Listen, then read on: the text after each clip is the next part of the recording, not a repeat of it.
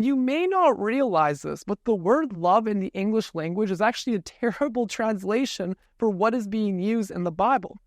We see, in the language of the New Testament was written in Greek, it actually is a very different way of describing what love means. In fact, there are 4 different ways to describe love in the Greek, the language that the New Testament was written in. For instance, to help you out on here, I could use the word for love in the English language for just about anything. I could say, man, I love my Honda Civic. I could also say, I love McDonald's. I could also say, I love that for you. Or the 4th, I could say, I love my wife. Now, the word love I just used, it was meaning many different things all at the same time, but I still use the same word for it. Do you think my love for my Honda is the same for my love for my wife? No, it absolutely is not. Interestingly, in the Greek, there are 4 words for love that are used, whereas in English, it's just 1 word, love. So when we read the Bible, often we're talking about love. It's actually not the same meaning every time. So what we're going to do right now is we're going to unpack what are these 4 kinds of loves. The first is this, eros. Eros is the word described for romantic love towards someone's spouse. The second is philia. It refers to the feelings one has to close friends, brotherly love. That's where the word Philadelphia comes from, the city of brotherly love. Third is storge. Storge refers to the love that we have for our parents, our siblings, children, and other members of our family. And then the 4th word for love described in the Greek is this, agape. You might know this. It's a very popular word that's tossed around even today, whether you're Christian or not. The word agape is the kind of love that one is called to have for all people.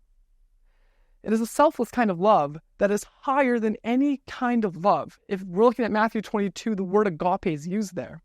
So when we think of relationships with people and with God, we need to think of it in the framework that love actually has different expressions to it, the word love.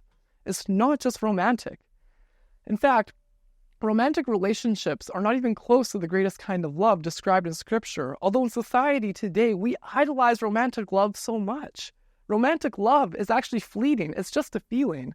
Do you think that when you get in a relationship and you're called to have a lifelong marriage with someone, that you will have this romantic, erotic love for them forever? I'll let you in on a secret. No, you do not. That is a myth. The kind of love that will sustain any long-term friendship, any long-term marriage, and ultimately, I believe a relationship with God, is the agape kind of love. Agape is best described when someone lays their life down for the sake of another person. That is the greatest kind of love. In fact, the kind of love that will sustain any relationship you desire to is that agape kind of love. And C.S. Lewis, one of those brilliant commentators of all time, who is a follower of Jesus in the 20th century, he comments on the 4 loves this way. Lewis says, "To love at all is to be vulnerable. Love anything, and your heart will be wrung and possibly broken. If you want to make sure of keeping it intact, you must give it to no one, not even an animal.